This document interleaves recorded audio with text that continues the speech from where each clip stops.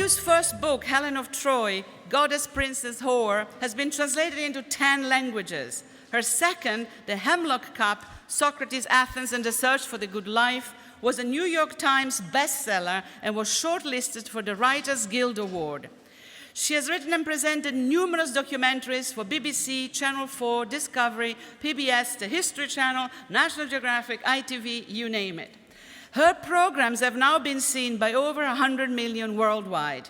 In 2010, she was awarded the Naomi Sargent Education Prize for Broadcast Excellence and was given a special award for services to Hellenic culture and heritage.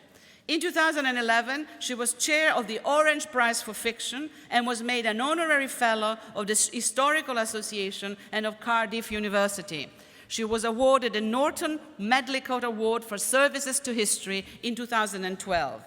Bettany is also a long-standing patron and supporter of educational and campaigning charities. The Iris Project, for instance, which promotes and teaches Latin and Greek in state schools. She's an honorary patron of Classics for All, a national campaign to get classical language and the study of classical civilizations back into state school. And she's an advisor for the Foundation for Science and Technology and Civilization, which promotes large-scale collaborative projects between East and West. This year, she will be making a 15-part series on the history of ideas for the BBC. A scholar, a classical scholar, a BBC producer, somebody who translates scholarly excellence into the real world. Give her a really warm welcome, Bettany Hughes.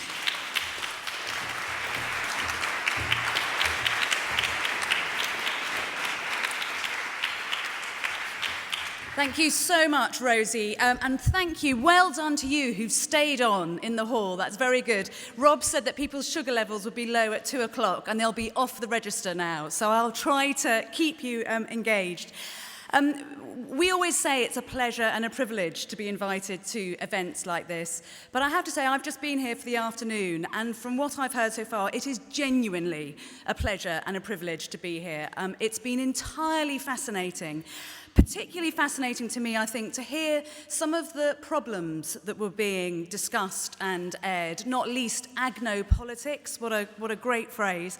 So what I want to try to do in a very small, modest way is suggest not some solutions, but some strategies to deal with the problems that we see around us in our world.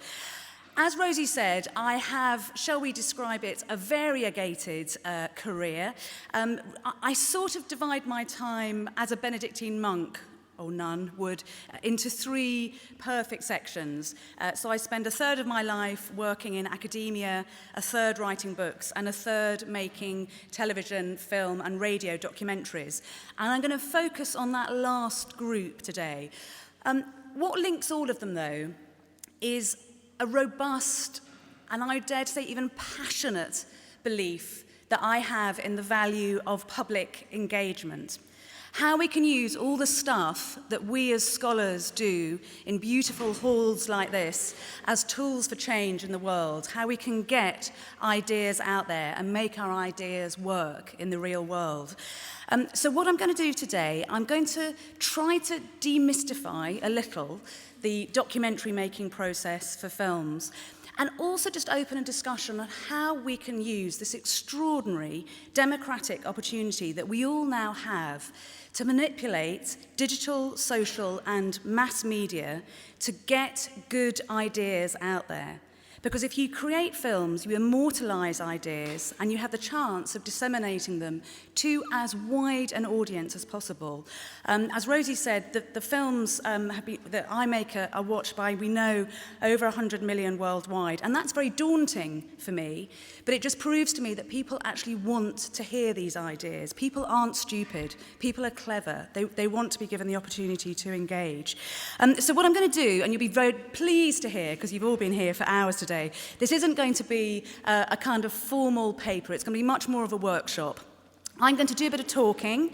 I'm going to show you some films. I'm going to ask you to please come at with questions during the talk, as well as at the end. And I'm also actually going to get you to do a little bit of program making yourselves, so you can't quite fall asleep yet. You have to be engaged. I should warn you, I'm mildly messianic about the need for public engagement. I think it's partly because in my academic life, I specialise in Socrates and his life. And it seems to me that Socrates had an extraordinary clarity about the world. Paul was just talking now about the evil of ignorance, and of course Socrates is the first man to say the only evil is ignorance. But what he also does is he says to us, we shouldn't just catalogue the world, we need to comprehend it. If we're going to actually use knowledge as with practical purpose to have an impact on the world, we need to comprehend it, both intellectually and emotionally. And of course, as we all know, Socrates famously, according to Cicero, brought philosophy down from the heavens and onto the streets where it belongs. And there are some academic institutions which are very good at doing exactly that, at promoting philosophia, the love of wisdom, on the streets. And I'm not just being flattering to my hosts here.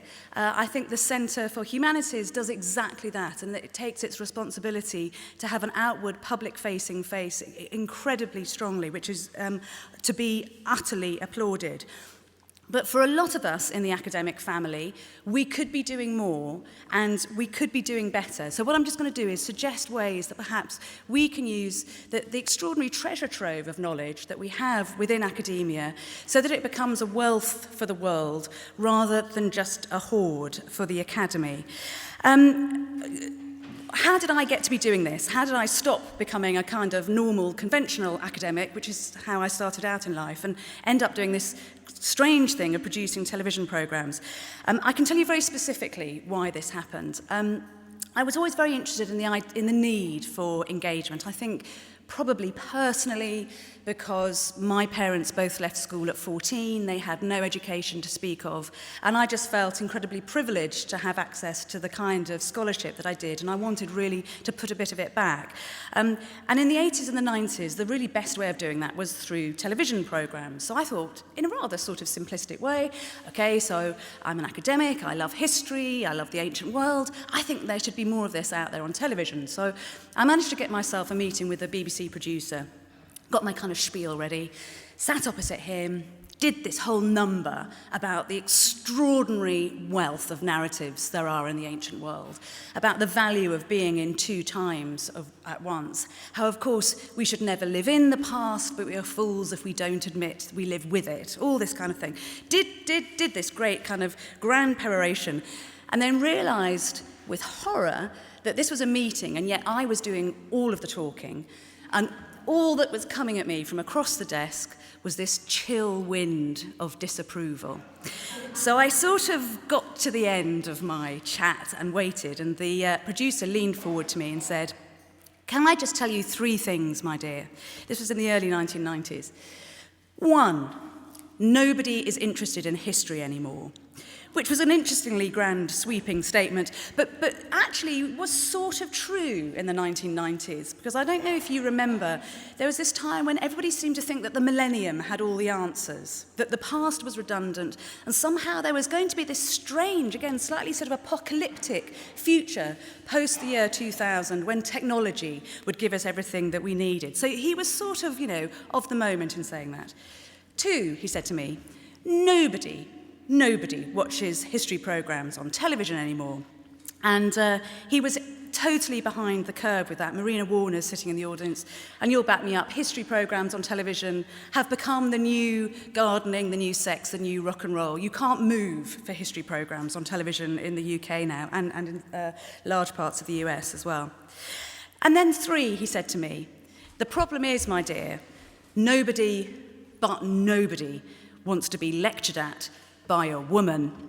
And as he said this, his hand crept out, and then he finished, particularly not an attractive young woman like yourself. So, as you can probably imagine, that engendered a certain degree of fire in my belly, and I thought, you sad, ignorant little man, I am going to prove you wrong. So whereas before it had just been a kind of idea that I might want to engage in television, it then became my life's mission. And yeah, thank you. We're...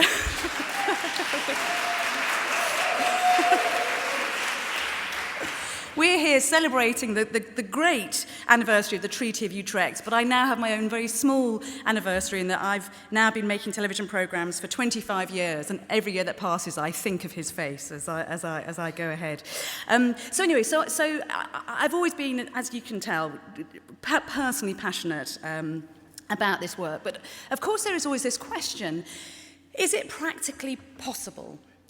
Can academia and mass market media, can they ever be anything other than very uncomfortable bedfellows? Because in many ways they are very different creatures. Just look at the maths, for instance.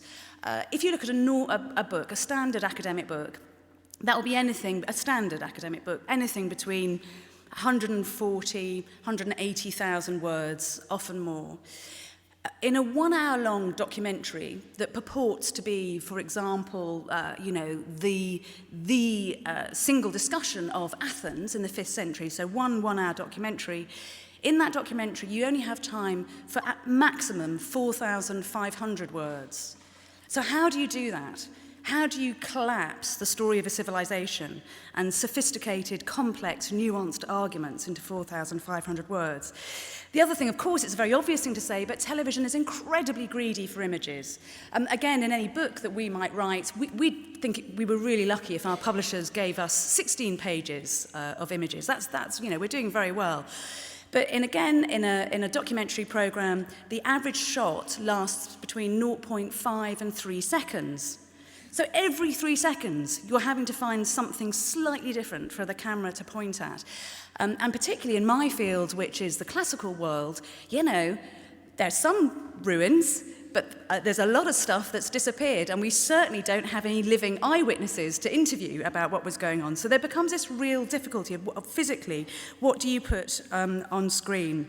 And then, of course, there's the kind of fundamental anxiety by generating these programs, which by definition have to be entertaining as well as educational, because these are programs that are going out to ordinary people sitting, having a cup of tea, they've had a rubbish day at work, the kids are screaming, they've not sat down in order to better themselves, they sat down to have a rest from the problems of life for just an hour. So what you do has to be entertaining and charismatic. By doing that, are we automatically degrading scholarship? Is it an impossible task? This is a question that I do ask myself late at night, I have to say, quite often, because I do think that sometimes we compromise. And there was certainly an instance where I had a kind of back-to-front involvement with a Hollywood film called The 300. Has anybody admit to having seen The 300? Okay, really interesting. That's worth a conference on its own, The 300. I'm sure all of you know of it. If by any chance there's anybody in the room who doesn't, The 300 was a Hollywood film made by a director called Zack Snyder, based on a Frank Miller graphic novel, and it is a version of the Battle of Thermopylae. And it was not expected to be a success. Warner Brothers, who produced it, thought it was going to be a real flop. They reduced its budget, they didn't give it any publicity money, and overnight it was unbelievably successful. In its first weekend in the States, it took $72 million. So it covered half its budget just on one weekend. It's a real Marmite movie, this one, both in critical and intellectual terms. Was it the most horrific thing? It's hyper-real. Some people think it's very offensive. It's very interesting. It was Iran banned it. And it was portrayed by a lot of the press as being very anti-Eastern, very anti-Persian, because the Persian immortals appear as these kind of hideous, kind of diabolic creatures, and the Persian emperor is this highly sexed, excuse my language, fucks anything that moves, kind of pierced, power-crazed man. Very interestingly, if you talk to, so it was described as a kind of very negative stereotype of America as the kind of rational saviors of the world, and the Persians as these kind of barbarians. Very interestingly, if you talk to Zack Snyder about it, the director, he says in his head it was completely the other way around. In his head, the Persians were this American empire that had lost its sense of itself completely, and the Spartans were Palestinian freedom fighters. So watch the film again and see if you can get that from it. Anyway, that's all a preamble. So I'd made a documentary series about the Spartans based on my work on Spartan women. And I was sitting at home one day, and the telephone rang, and I'm just about to imitate an American accent, and it's going to be terrible, so I apologize in advance. So I picked up the phone, and this guy said, "Oh, hi, it's Zack Schneider here, the Hollywood movie maker, and I'd just like to say I love your work, and I wonder if I could interview you about your documentary series on the Spartans, and we're in town tomorrow, so would that be okay if we just popped by?" And I was sort of like, because this had completely come out of the blue, and I said, "How do you know? I don't know anything about your film. Well, how do you know about myself?" "Oh, well, we've been playing your documentary movie series while we've been recording this little movie I'm making called The 300. So anyway, so I was sort of intrigued, and I let them into my home. I've got the DVD of it, which I can show you later if you like. Probably I shouldn't have done. I probably should have had a bit more, thought a little more about it. And really, he was interviewing me about the realities of Spartan life. Because I wasn't expecting him. If you look at this, you'll find this on the 300 extras of the DVD, and you'll see that I've got a kind of dying Christmas tree in the back of the shot, because I hadn't had time to get anything ready. And there's also on the table beneath the Christmas tree, there is actually a dying guinea pig that was one of my children's pets that was actually sort of fitting in the back. But anyway, we had to ignore that and carry on. But the night before, the production company sent me a list of the questions that they wanted to ask me about the Spartans. All sort of what you might expect, you know, did they expose their children? How do they treat women? Because Spartan women had a pretty good time, I think. You know, was there a rivalry between the Spartans and the Athenians? And then question number 4 was, what impact did the Huguenots have on Spartan culture? And I kind of read it, and anyway, so sent back a quite polite email saying, fine to answer all these questions. However, I think I might have a bit of a problem with number 4. I can't say much intelligent about the impact the Huguenots had on Spartan culture. I got this email straight away. "Oh, I'm really sorry, Bettany. This is a really important question for us. We'd really like you to have an opinion." And I kind of puzzled for a bit, and I thought, what on earth is going on here? And then I realized that actually their spell check on their computer had probably substituted the word helots, who were the slaves in Spartan society, for Huguenots. But what was worrying, of course, was that didn't bother anybody in this Hollywood production office. They still obviously thought the Huguenots were kind of trolling around at the same time as the Spartans. Anyway, so it was a bit of a lesson for me that you are in some ways dancing with the devil when you enter this. But I still think it's very important. It's hard, but it's important.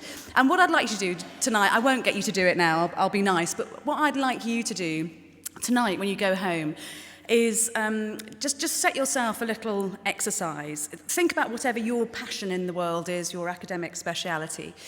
And what you often have to do at the beginning of a documentary is to kind of sell your idea to the public in what's called a piece to camera, a PTC. Now, it's usually about 30 seconds long. Now, when we speak about 3 words per second, so you have 90 words to do that. And I'll just give you a trick.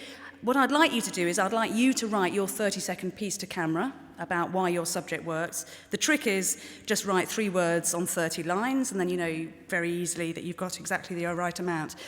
And I guarantee you, it will not be an easy thing to do. The mental gymnastics that you will go through to try to reduce your passion, your ideas, your intellectual kind of robust standing into 90 words and 30 seconds is really, really hard. Simon Sharma, who's a famous historian, does a lot of telly in the UK and the US, says, you know, it's the hardest thing he does. He said it's much easier for him to write an academic paper than it is to write those pieces to camera, because you really, really have to force every word to do an extraordinary job of work. So anyway, try doing that tonight, and you'll see that it's not always easy. It is quite hard. But it's also important, I think. And what I found making these films is that really it can be one of the few ways that we all recognise, and this is to misquote Wordsworth, that although humanity has many faces, we all of us share one human heart. And it does seem to me that somehow films, it was very interesting seeing the reaction to Rob's little clip of the olive trees being cut down. I just had a look, and immediately every single person in the room was 100% engaged. I'm sure they were 100% engaged beforehand as well, but it is interesting how films somehow just kind of force us to connect. So what I'm going to do very briefly this afternoon is use one of the films that we made called When the Moors Ruled Europe as a little case study. It was interesting, this film. It's very difficult to get off the ground. I'd wanted to make it because I was writing my book on Socrates. I wanted to find the two oldest surviving copies of Plato in the world. One of them is in the Bodleian Library in Oxford, and the other is at the back of the souk in Fez. In the Kerouene Mosque, has a library above it. And this is the second, it's from the 10th century, the second oldest surviving copy of Plato, which is, of course, in Arabic. And it just seemed to me that actually that little tiny example spoke volumes. And I thought, gosh, can I try to persuade the TV producers to make a film that kind of looks at that story? But I met closed doors all the way. This was before 9/11. People said to me, let me tell you, Islam is a real turn-off word. We don't want anything that has Islam in the title. Europe is also a real turn-off word. So if you're suggesting doing a program about the Islamic period in Europe, forget it. And then 9/11 happened, and suddenly in the television industry, people realized they needed to understand this world. They needed to have an interest in it, and it was commissioned within 4 months of 9/11 happening. So what I'm just going to show you is the pre-titles. You will all know this instinctively, but there's a very tricky thing with telly, because as I said, it's being put out into people's sitting rooms. They don't have to watch these programs. They don't get academic credits by watching them. 9 times out of 10, they haven't paid to watch them, so there hasn't been any kind of ticket investment in them. And yet you somehow have to persuade them that this is how they should spend the next hour. So the pre-titles, so this is the bit that goes before the title sequence, is as populist and kind of out there as it's possible to be in documentary filmmaking. So these are the pre-titles for When the Moors Ruled in Europe. I have to say, Edward's side, I apologise. I suspect he'll be turning in his grave, because I think pretty much every stereotype of Orientalism is in there, and yet it worked because people did turn on. So I hope this is great.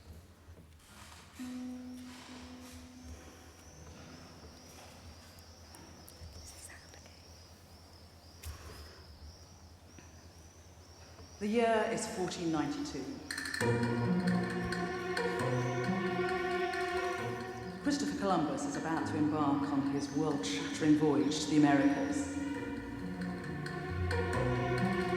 And on his way to the coast, he stops off here at Granada.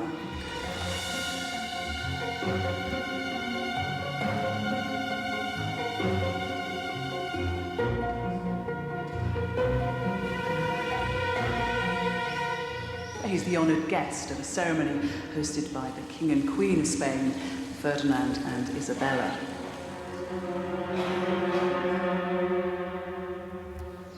They are celebrating a grand victory. Up until this day, Granada had been ruled by Muslims. But Isabella has managed to wrestle control from them. Ferdinand and Isabella's victory marks a turning point for Spain and for Europe. The Middle Ages are over, and the West is about to embark on a new epoch of power and discovery. We tend to think of this as the beginning of an era.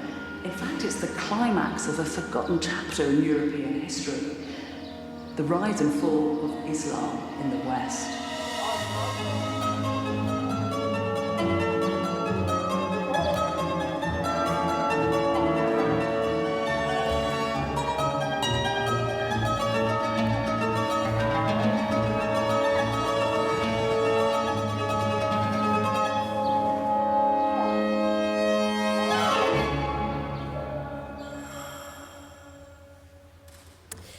So what I'd be genuinely interested to hear when we finish the session is whether you think that works, whether that's kind of an offensive form of filmmaking or actually if it's justified, because I said it's right at the beginning of the top of a show. What I'll just show you very quickly now is that first moment when I went to look for the Plato manuscripts in the Carouene Mosque in Fez. And I'll show it to you for two reasons. One is simply that you can gasp in shock and horror at the preservation techniques of the French in the 1960s, who got there first, and as you'll see, have plasticated all the documents in a plastic which is now a dark toffee brown, so you can just about read it. And all the other documents there, because there's no money to fund the archive properly, are just sitting on shelves with mice running all over them. So it's a kind of beautiful and tragic place, the Carouene archive, but full of extraordinary things, full of a real wealth of material.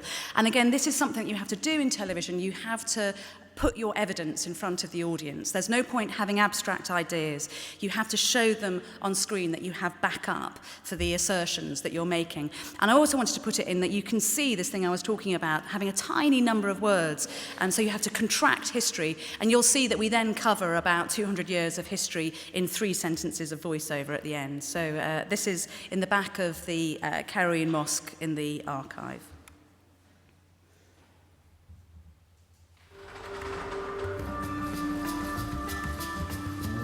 In the very early days of Islam, Muslims came into contact with a body of knowledge which had been ignored by most of Northern Europe for centuries. The works of the ancient Greeks. It's once you look at a globe that it becomes particularly easy to understand why the Arabs were such natural inheritors of Greek learning. From the Bronze Age onwards, there'd been a constant exchange of artefacts and information all across the Eastern Mediterranean. And in fact, a number of Greek ideas stem from Eastern and Egyptian influences. The bulk of this knowledge was preserved in the great schools and library at Alexandria.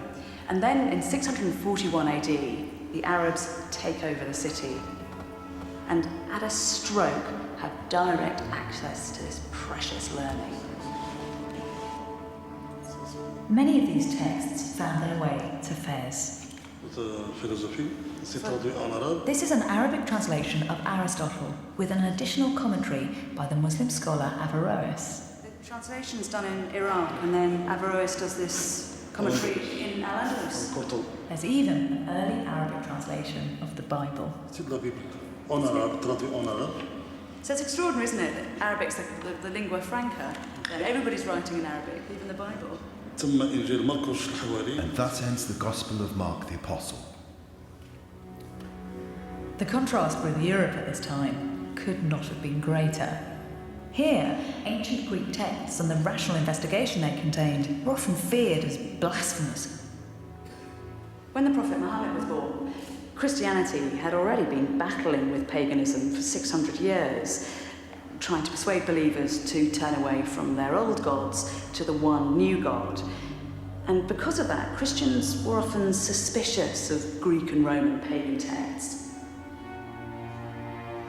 For instance, in 529 AD, the Christian emperor Justinian closed down the Athenian schools of philosophy. Set against this vibrant Islamic culture, Europe can appear an introspective and intellectually cautious place. It was certainly a continent in crisis. After the fall of Rome, there was a power vacuum in Europe, with rival tribes squabbling for territories. It was the start of what later Christian scholars would describe as the Dark Ages. While Europe lay unprotected and vulnerable, Islam was consolidating land and power. By the beginning of the 8th century, the Arabs had converted the Berber tribes at the very tip of North Africa. And before long, troops were gathered on the coast, their eyes fixed on Europe. So, as you can see with an excerpt like that, the challenge for us as scholars is not to mind that we're putting some quite simple stories out there. And again, I'd really like to hear from you about whether you think that is too simplistic or whether it kind of just treads the line. I mean, certainly something I'm very aware of is that the point of making television documentaries is not to prove to the audience how clever you are. Some academics make a real mistake in doing this. They think it's their chance to kind of dazzle the world. That is not the point. The point of these documentaries is to make a general public realise how clever they are. It's to make other, just ordinary people feel clever, so that suddenly they learn stuff they didn't know. And we might think that everybody knows this story, that this is very, very familiar. But it was extraordinary seeing the feedback when the programmes went out in the UK, the US, and then across the Middle East. We were inundated. We had 50,000 emails, which is more emails than any other documentary programme has ever had. And the bulk of those were people saying from Pakistan, from Saudi Arabia, from India, from the US, from the UK, saying, I had no idea about this history. No one's ever told me this history before. It's not anywhere in any of our school textbook. So what I think we should try to do as academics is think of what our research interests are, see if actually there's a general public knowledge of those, and try to insert that gap so you have a sort of then a collision of cutting edge ideas and not what is a general ignorance, but just an ignorance that's being created mainly through censorship and, I have to say again, colonial histories. What the other thing that happens with television programmes is that you don't make them on your own. And again, for writers, this is really hard. We're all used to sitting, having some debates like this, exchanging ideas, but then going away and writing our own monographs. Television is a complete team exercise. So the cameraman has to have an input, the director has to have an input, the researcher has an input, and you're all working together in this very kind of flat team. And what you're also having to deal with is the real world. Again, you aren't writing this in a nice little clean desk. You're out there in this case, in Morocco or in Spain or wherever else you might be making your films, dealing with everyday difficulties. We obviously had to film in the Alhambra to make this programme, and we'd negotiated 2 hours of filming before the public came in. Unfortunately, so it's very expensive. That'll cost about €2,000. That it's very pricey to film at these monuments. Unfortunately, when we turned up at the Alhambra at 5 o'clock in the morning, the official in charge had very conveniently lost our filming permit, because it's a real pain for them if you come in and film, because you're demanding and you clutter up the place and you kind of might move a sign. So generally, the custodians of monuments hate film crews. So he lost the film permit, so we had to apply for a new one. This took forever. We had to sign everything in triplicate, with the net result that we then had 18 1-8 minutes in the Alhambra to film huge sections of the documentary programme. So I'll just show you the result. What you should imagine in your head, you'll see me doing these rather sort of calm pieces to camera. So I go, what was happening, I was running as fast as I could, and actually if you look carefully you'll see that I've very attractive sweat drips underneath my shirt, literally charging the cameraman, hurling the camera at me, going, okay, 3, 2, 1, go, and then you go, I think you'll find the Alhambra. Okay, we got it, next, and then we run into the next thing. And all the time as well, our sound man was saying, there are all these swallows, we can't hear anything, all we can hear are these bloody swallows. So it was all very stressful. But again, you have no alternative. You can't say, oh, we'll come back tomorrow, because you won't be given a permit for tomorrow, and then you have to move on to Seville the day after. So it's a very good exercise in not being precious, I would say, making films and having to think on your feet. So here we are in the Alhambra. Inside the palace walls, the architecture is breathtaking. Although the aesthetic of this courtyard is quite cool and minimal now, in its heyday it would have been a riot of colour. Granada was very famous for producing silks. And you'd had silk hangings billowing in the breeze, and silk cushions and silk rugs where people laid out to eat their dinner and to listen to music. And in fact, it's only when you get down to rug level that you appreciate one of the bits of magic of the place. Because from down here, this pool looks like a kind of infinity mirror, and the whole of the palace just looks as if it's suspended in water. Cut, run to the next courtyard.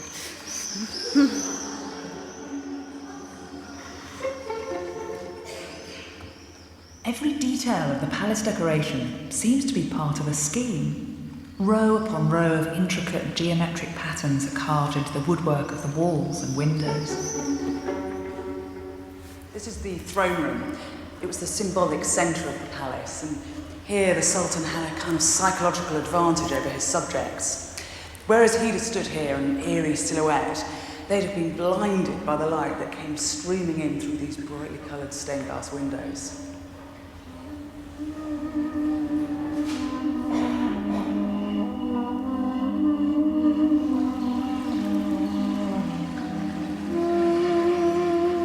The 19th century writer Washington Irving observed, It's impossible to contemplate this abode of Oriental manners without feeling the early association of Arabian romance. One almost expects to see some dark eye sparkling through the lattice. The abode of beauty is here, as if it had been inhabited but yesterday.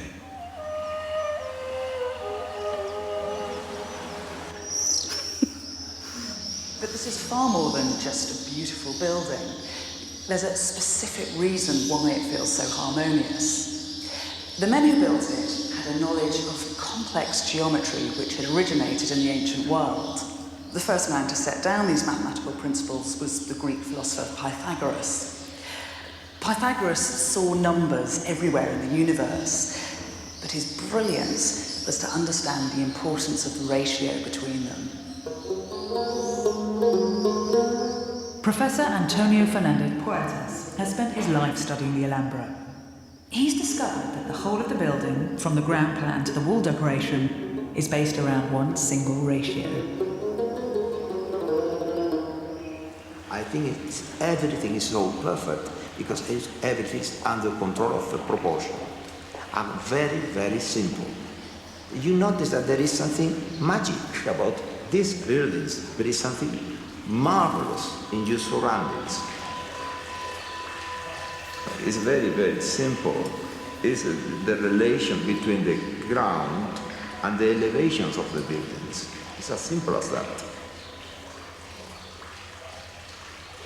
The king ordered a new palace. He has a limited area to build the palace.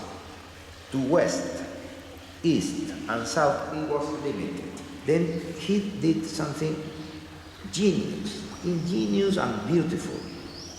The King of Granada asked his architects to harmonise each and every space within the palace according to a single set of proportions, a family of rectangles, each related to the other. If you want to get proportional rectangle, you have the same base. Take the diagonal, put it up, Yes. and you got successive rectangle, proportional rectangle. The key to the Alhambra's design is the simple relationship between the side of a square and its diagonal. If we use the diagonal to make a rectangle, and then the diagonal from that rectangle to make another, we get a progression of rectangles.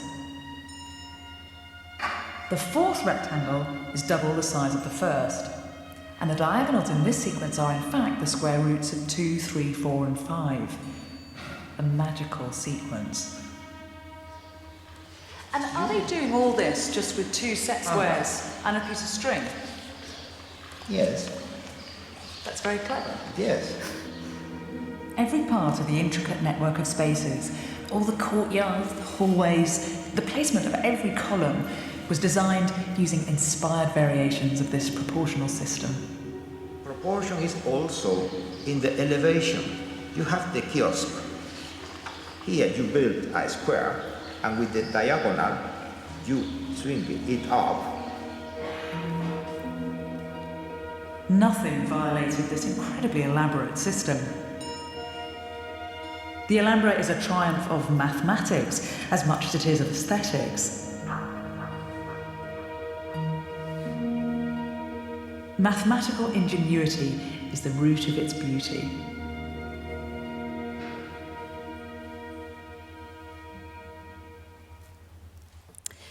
So there again, using the visual. If you make television programs, you can't fight the fact it is a visual medium. So you have to use the visual sources available to you. And I'd be interested to hear what you think about that. This was a classic example where we met and interviewed a man whose life work had been to work out how the maths of the Alhambra works. And yet we reduce it to 4.5 minutes of telly. And then it's sort of, thank you, bye-bye, on to the next one. And that again, that is the truth, that I know that sometimes scholars feel that a relationship with the film world is very parasitic. And the truth is, it is, if you look at it like that. Or maybe it's not. Maybe it's just a way of using shared effort to get ideas out to the world. I think it has to be worth it. It has to be worth it, both for the audience and for academia itself. As an academic, I derive a huge amount from this work because if you travel and film, it forces you to be in 2 times at once. It forces you to think about the history or the culture that you're writing about academically in a very holistic way. It forces you to think about it sensually, aurally, topographically, culturally, as well as with the particular kind of strand of academic work that you're following. As I said, it's a very invigorating, it's a very kind of enlivening way to do research, to travel to the place where your expertise, a period of expertise, is actually happening. Also, what's great now is that academia and the film world actually have a kind of lingua franca. As I was saying before, there was always this real difficulty, the number of words that you can have in a film.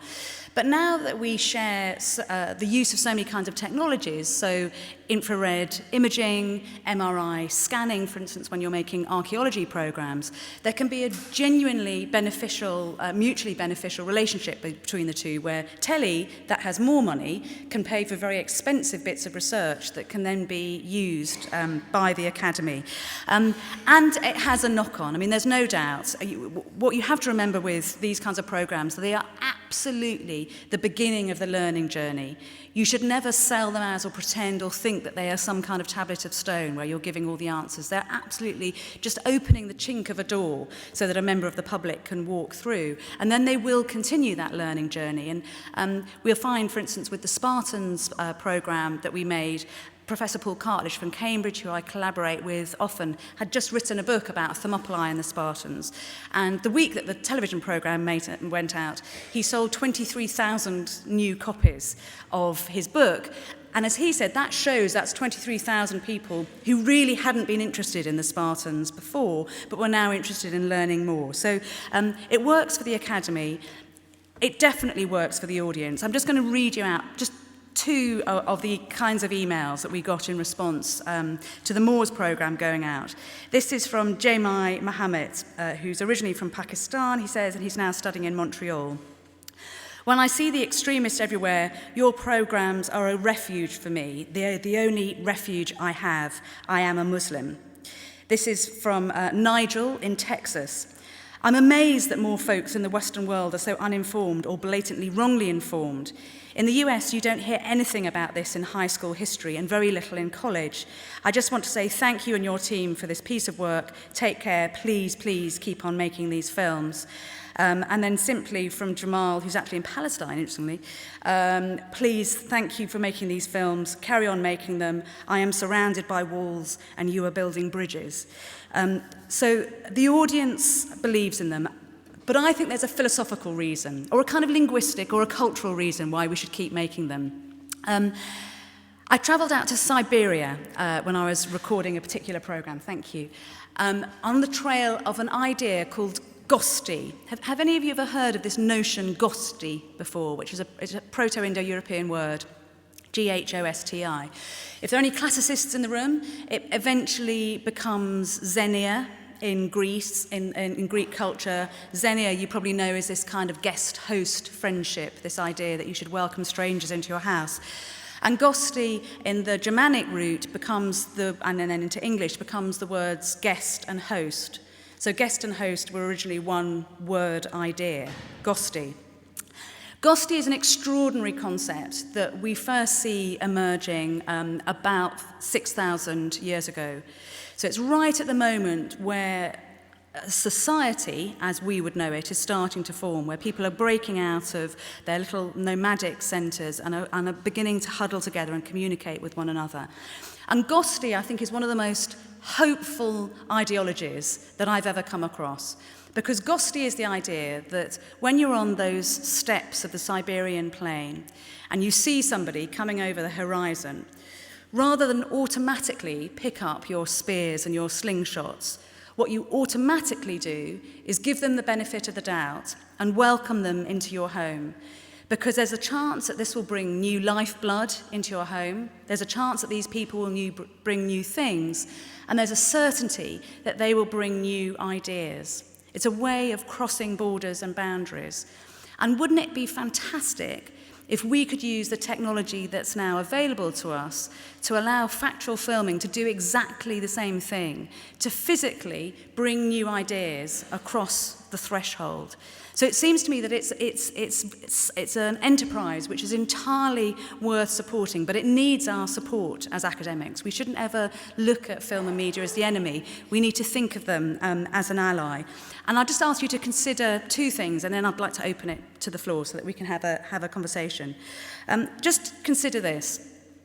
Another early Proto-Indo-European word is manu, which is the word for mind. And manu almost certainly gives us the word man. So a man is not a thing with a penis. A man is a thing with a brain. So we are all men because we are all thinking things. And neurologists are doing very interesting work now with the mind and looking at what it is that distinguishes us Homo sapiens from the other apes. What is it that makes us manly, if you like? And what they think it is that they think it's our ability to imagine the impact of communicating our ideas. So an ape can have a great idea, but he or she can't imagine the consequence of communicating that idea, whereas we can.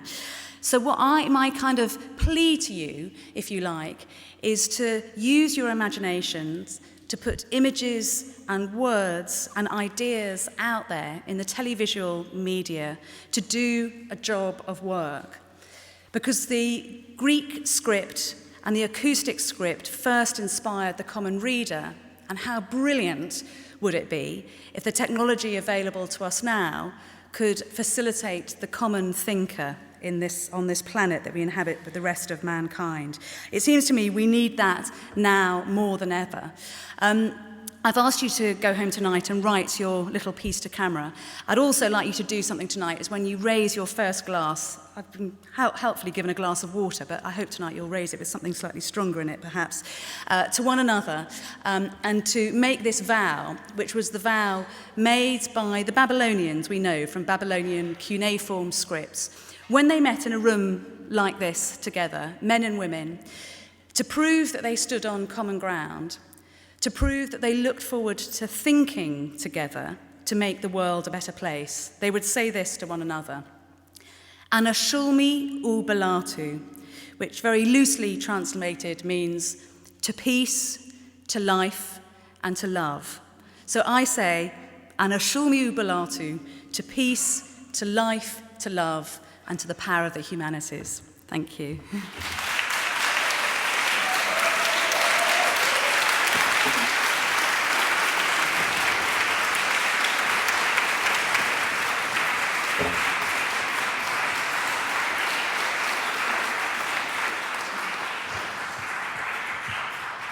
Thank you very much, Bettany Hughes, for that very inspiring, very entertaining, wonderful talk.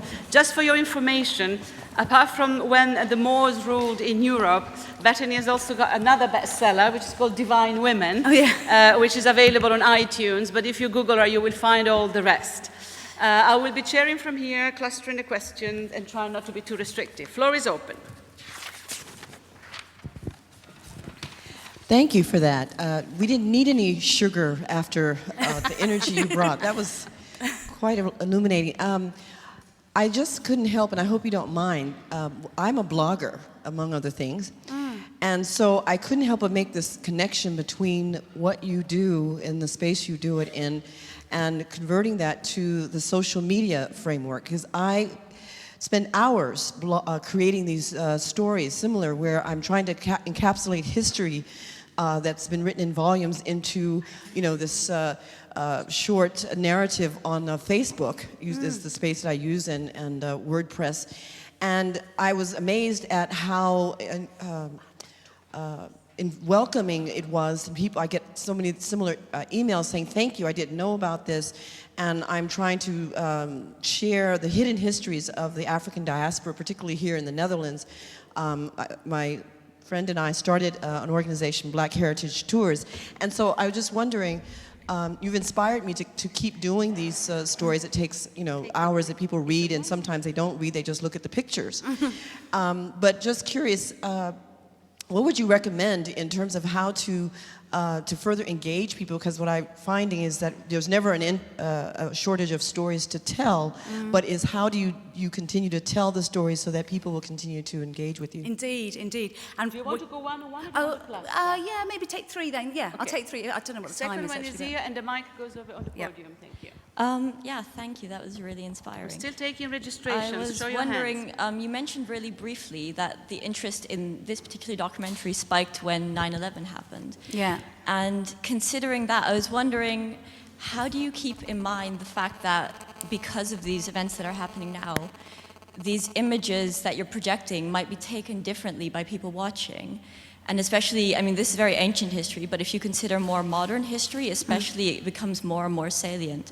What do you do to make sure that you're not presenting a partial story, even if you're only intending to tell a small bit, especially for someone that doesn't have the background to know that there might be more to it? How do you deal with that? Sure. Thank you. Last question for this round, where registrations are open. On the podium.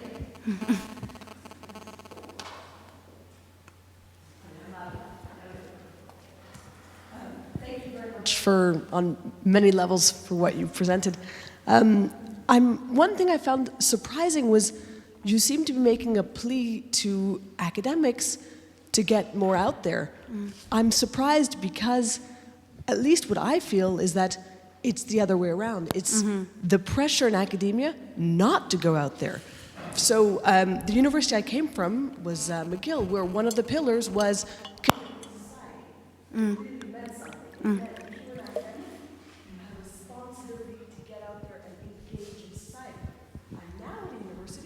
It's dead. Yeah. Sorry. I'm now at a university that literally says, publish, 5 people will read it, that's all we care about, add it to your list. We do not give, I won't add the words, about, getting out there and committing to society. And I know so many, and particularly so many young female academics who leave academia because it loses its meaning, because there is no connection to society, or they're told not to do it. So I was sort of surprised by the way you put it, and also how would you suggest helping those people find a way to connect to society when they're obviously being told by their sort of hierarchical structures, don't waste your time. Yeah, sure. There's one footnote. Is it a footnote or a new question? Because I will hold the new question. I'll come back to you.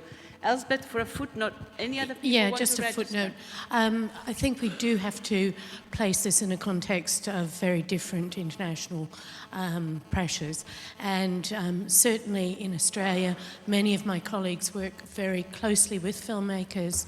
And it's one of those things that has been interesting because of the impact of greater accountancy, and if you wanted to call it neoliberalism or whatever. But we now have a very clear mandate that there has to be public communication. If you look in the UK, that has been taken to a really high extent where for an ESRC grant you have to show what your social impact is. So I think we just have to be very clear that if you're coming for the American situation, it is not, or the Belgian situation, it is not the same everywhere. Okay.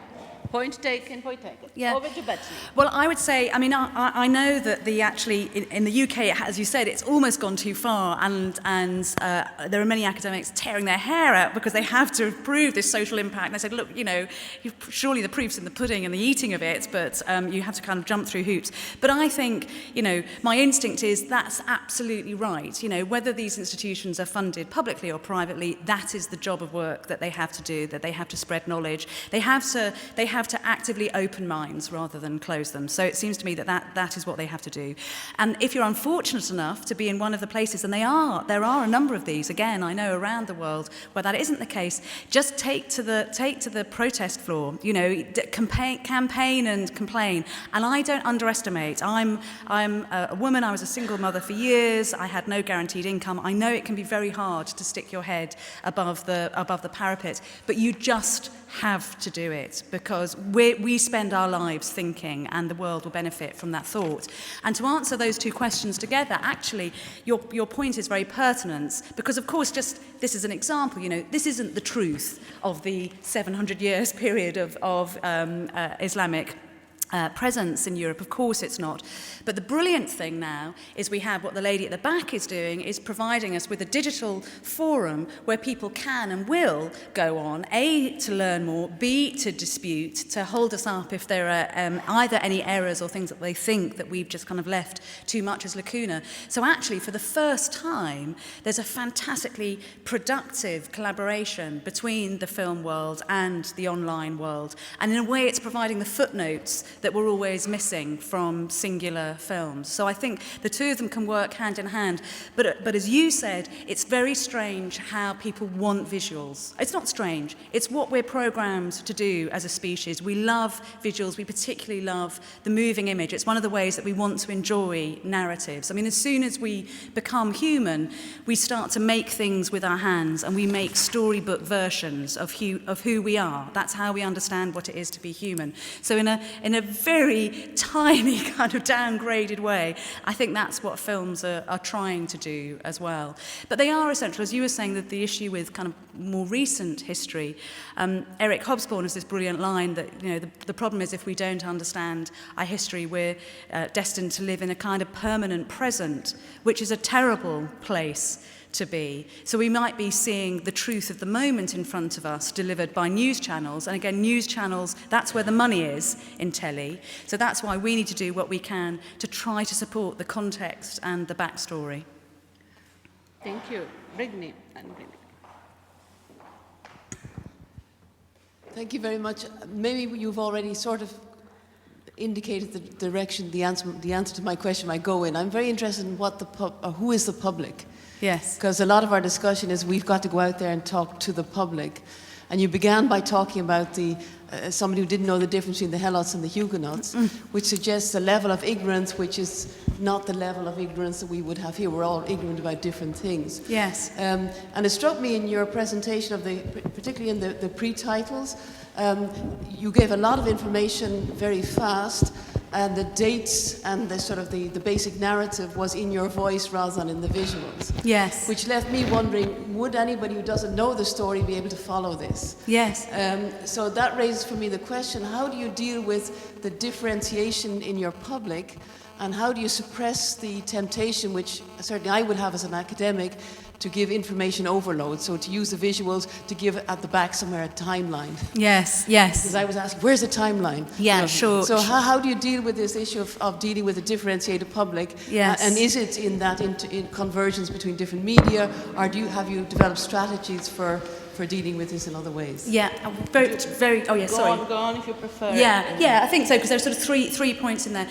I think there's a bottom line that there's an extraordinary thing that as long as you make something a story, a bit of history, charismatic as a narrative, people can cope with you throwing out dates at them. And I agree, you would think, gosh, how do they know about 1492? But what we found from all the feedback, that if you draw them in, if you become, as Homer was with his lyre, and say, I've got a story, come to this shared public space and we can learn together, that if you get them in those first 4 or 5 minutes, they will stay with you. So actually, you can then deliver that information in the voiceover. But That was made in 2005, and actually the graphics have moved on exponentially since then. And in this last series, Divine Women, I did, which was looking at the relationship between women and religion through time, I thought I was going to be looking at the history of women and religion in the classical world and the early Christian world. But the commissioner said, no, I'm afraid, because we're the BBC, we have to cover all major world faiths and 3 continents in 3 hours. So it was a bit of a kind of whistle-stop tour, but actually because of that, we did have a graphic timeline, which was very subtle, but was there if people needed it, running along underneath. And the key question of who is the public? It's a global public. That's the truth. It's a global public, and the Moors programme sold to 73 territories around the world, and that's a lot of very different kinds of people watching it, and they're not being given different versions. They're just being given this version with maybe Arabic subtitles, not even a different voiceover, just with subtitles. So it was a very interesting for us, which, as I said, set out with very modest aims. We didn't really expect much of it, to be honest. The fact that it just seemed to touch a nerve right across the world. So I think, strangely, you can presume that your public is exactly the same wherever they are in the world and whoever they are, because the story has truth in it, and if it's told with charisma, it's something that they will be able to understand. I'm clustering 1, 2, 3. Hi. Lady over there. Thanks very much. This isn't so much a question, but a comment. And seeing as you've asked for opinions, I'll give you very strong support to everything that you said. Relating to the last comment also about the type of audience, I personally really enjoy watching documentaries, including some of yours.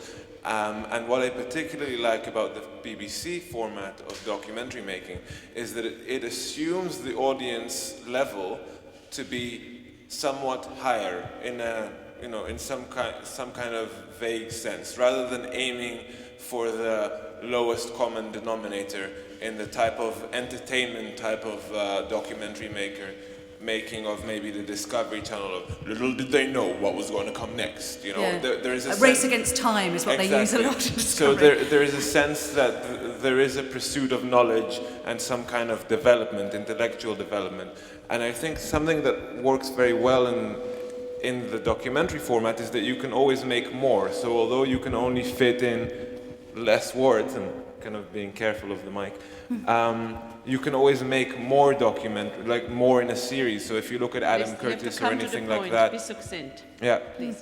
Yes, so I think it's very good to push as much as you can in there and see what people like. Thank you. Say that on the web somewhere so that they'll keep commissioning them. Could you please raise your hands, the people who need the mics, because otherwise we're not going to make it. Yes, please, thank you.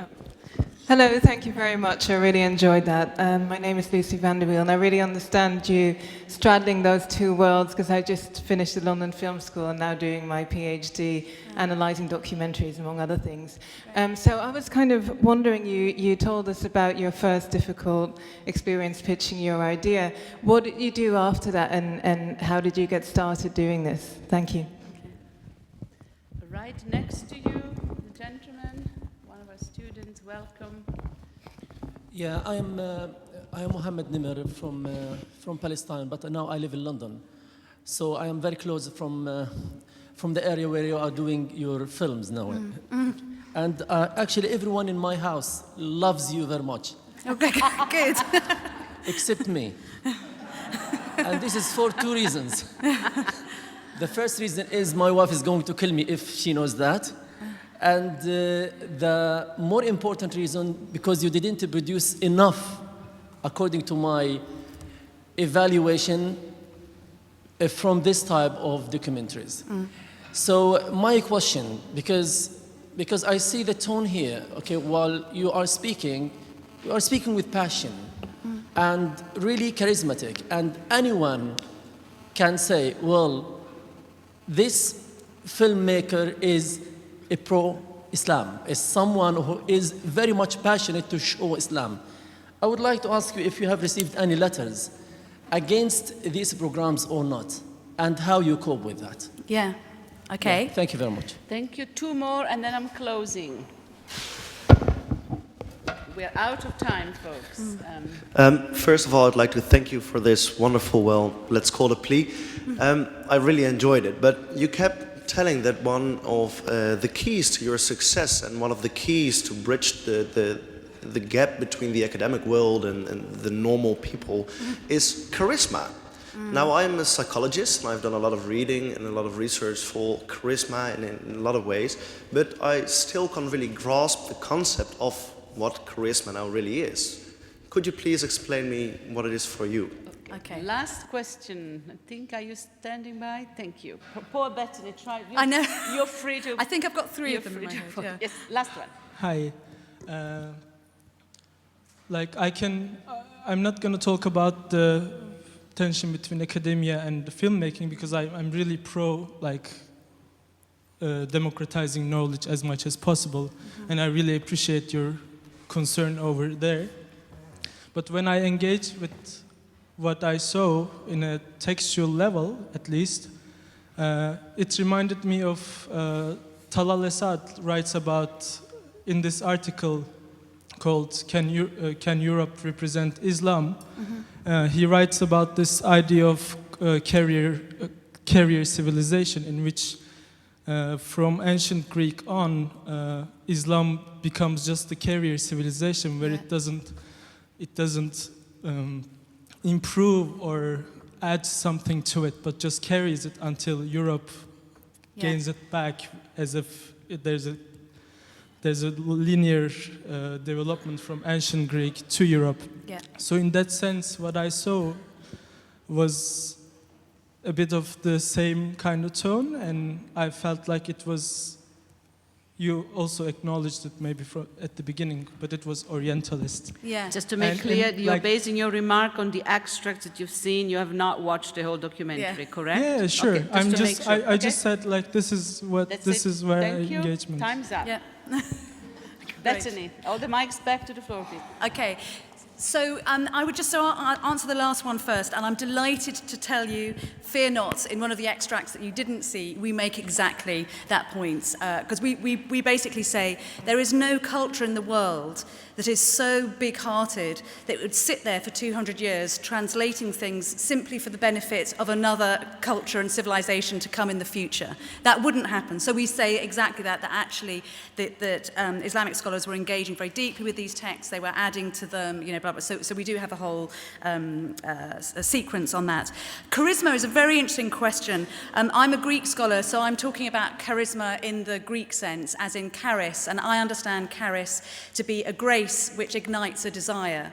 So I think of it as a kind of search or a belief in truth which ignites a desire in the audience to seek more truth. That's, in my head, it's very clear that's what it is. I know that charisma can also be a grace that ignites a sexual desire, and we try to avoid that in the films, although occasionally I do get some quite extraordinary letters from people, I have to say, which also ties up with your comments. There was a lot of wonderfully, overwhelmingly positive response to this. I did also get a series of death threats from a far-right group.